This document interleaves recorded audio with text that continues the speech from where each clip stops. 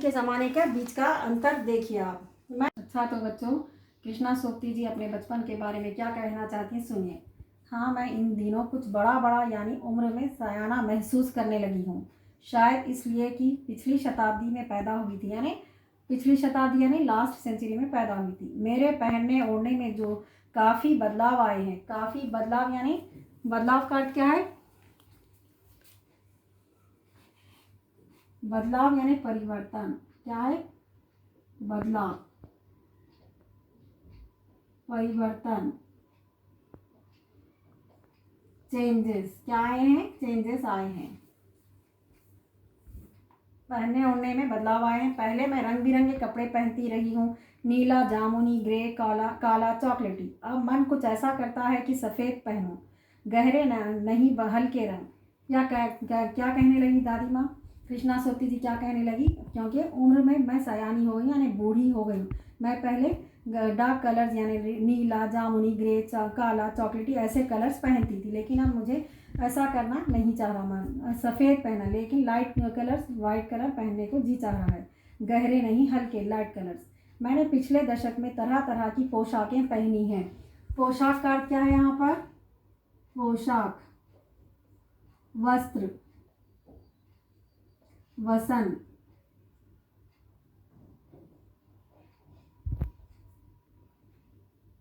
ये सब क्या है? ड्रेस। ड्रेस के वर्ड्स है, पर्यायवाची है ड्रेस के। क्या है ये?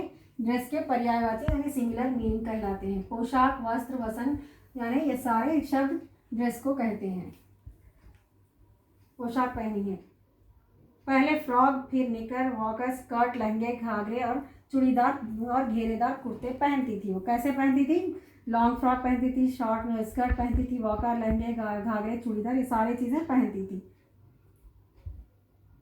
बचपन के कुछ फ्रॉक तो मुझे अब तक याद है। हल्की नीली और पीली धारी वाला फ्रॉक, गोल कॉलर और बाजू पर भी गोल कफ। एक हल्के गुलाबी रंग का बारीक चुन्नटों वाला घेरेदार फ्रॉक, नीचे गुलाबी रंग की फ्रिल। उन दिनों फ्रॉक के ऊपर की जेब में रुमाल और बालों में इतराते रंग बिरंगे रिबन का चलन था। फ्रॉक के साथ उस ज़माने में क्या था? बालों में रंग बिरंगे यानी कलरफुल। रंग बिरंगे का अर्थ क्या है यहाँ पर? कलरफुल, रंग बिरंगे।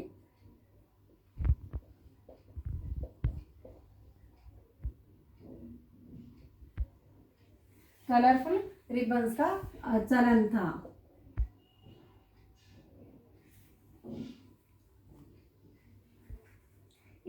एक हल्के गुलाबी रंग का बारीक चुन्नटों वाला घेरेदार फ्रॉक, रिबन का चलन था, लेकिन कलर का बड़े प्लेटों वाला गर्म फ्रॉक जिसके नीचे पर टकी थी, यानी जो झालर कहते हैं हम उसे, वो टकी हुई थी। दो ट्यूनिक भी याद है, एक चॉकलेट रंग और एक अंदर की काली प्याजी। दूसरा ग्रे और उसके साथ सफ़ेद कोटी यानी कोटी तो मालूम है आपको बच्चों। दूसरा ग्रे और उसके साथ एक सफ़ेद कोटी यानी वाइट कलर की कोटी भी पहनते थे। मुझे अपने मोजे और स्टॉकिंग भी याद है। मोजे किसे कहते हैं बच्चों? मोजे मीन्स सॉक्स।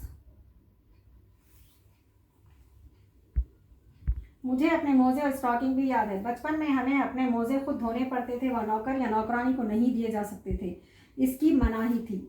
क्यों मनाही थी? मोजे अपने आप खुद ही धोना था, यानी सॉक्स को अपने आप ही धोना था। कोई काम वाली या नौकर को हम नहीं देते थे, मेड या सर्वेंट के हाथ से हम नहीं धुलाते थे। हम क्या है, क्यों नहीं करना चाहिए? इसका क्या है अर्थ बोलिए आप? क्योंकि काम वाली है तो इसका ये मतलब नहीं कि हम कोई भी काम उससे काम लें। तो अपनी चीज़ जो भी है, अपने अंडरगारमेंट जो है, मोजे हैं, जो भी ऐसी चीज़ें हैं, हम अपने हाथ से अपन खुद ही धोना चाहिए, किसी को हाथ लगाने नहीं देना चाहिए। इस तरह से पहले के लोगों में क्या था, इसके लिए सख्त मनाही थी। अब आजकल के बच्चों में क्या डिफरेंस है? काम वाली हो तो सिर्फ हम पैसा दे रहे हैं, काम करा रहे हैं, जो बोले उसके साथ काम लेते हैं। तो ये क्या बहुत बुरी बात है? ऐसा करने से काम वालों का भी क्या है, दिल होता है, उनको भी हर्ट करने की हमारी कोई ज़रूरत नहीं है। काम जिस तरह से लेना चाहिए उतना ही लेना चाहिए। काम वालों को हम अपने बराबर बिठाकर काम, खाना पिलाना, उनकी भी इज्जत, उनका भी रिस्पेक्ट है। जैसे कि हम स्कूल में आया है हमारे, तो आप लोग स्टूडेंट्स हैं, आया को आया बोल के आप डरा के काम करो, ये लाओ ला, ऐसा करने से क्या होता है? किसी का निरादर करना, किसी का दिल दुखाना अच्छी बात नहीं है। हर एक के अपना स्वाभिमान है, अपना आदर है। हर कोई अपने स्वाभिमान को पर ये करता है। तो किसी के स्वाभिमान को ठेस नहीं पहुंचाना चाहिए, किसी की इज्जत को नहीं तकलीफ़ पहुंचानी चाहिए। तो इसीलिए काम वालों से मोज़े, ऐसे चीज़ें, ऐसे गलत काम हम नहीं लेना चाहिए हमें। ये सब सारे काम हम अपने माता पिता से, यानी मम्मी से भी नहीं ले सकते हम। तो ये काम हम अपने हाथ से ही करने चाहिए। जब हम बड़े हो गए, यानी 7-8 ईयर्स के हो गए, तो ये सारे अपने काम सिर्फ खुद ही करने के चाहिए। इस पर हम बच्चे इतवार की सुबह इसी में लगाते। बचपन में हमें अपने मोज़े खुद धोने पड़ते व नौकर या नौकरानी से नहीं धो सकते थे, इसकी सख्त मनाही थी। इतवार के दिन यानी संडे मॉर्निंग ये काम अपने आप ये लोग ही करते थे। धो लेने के बाद अपने अपने जूते पॉलिश करके चमकाते। जब जूते कपड़े या ब्रश से रगड़ते तो पॉलिश की चमक उभरने लगती। पॉलिश भी करते तो ब्रश करते तो पॉलिश चमकने लगती। सर, मुझे आज भी बूट पॉलिश करना अच्छा लगता है। हालांकि अब नई नई किस्म के शू आ चुके हैं, यानी वेराइटीज़ आ गए हैं। शूज़ में भी नए नए वेराइटीज़ आ गए हैं। कहना होगा कि ये पहले से कहीं ज़्यादा आरामदेह हैं।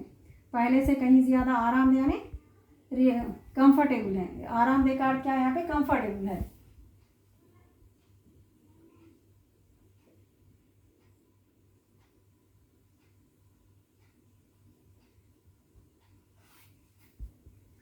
हमें एक नए जूते मिलते, उसके साथ ही छालों का इलाज शुरू हो जाता।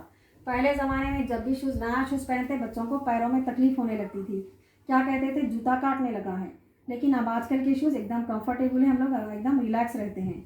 जब कभी लंबी सैर पर निकलते, अपने पास रुई ज़रूर रखते। लंबी सैर पर यानी लॉन्ग कभी भी जाते हैं, कभी घूमने पिकनिक पर, तो उसमें रुई यानी कॉटन रखते थे। उसमें कहाँ पर? रुई का अर्थ क्या है? कॉटन। तो शूज़ में पीछे बैक साइड कॉटन लगाकर चलते थे लोग। तो हमारे जनरेशन में, दादी के जनरेशन में कितना डिफरेंस है, इतना देखिए आप। जब कभी लंबी तुम्हारे बचपन में तो बहुत फ़र्क हो चुका है। हर शनिचर को हमें ऑलिव ऑयल या कैस्टर ऑयल पीना पड़ता। यह एक मुश्किल काम था। ऑलिव ऑयल या कैस्टर ऑयल तो आपको मालूम है ना,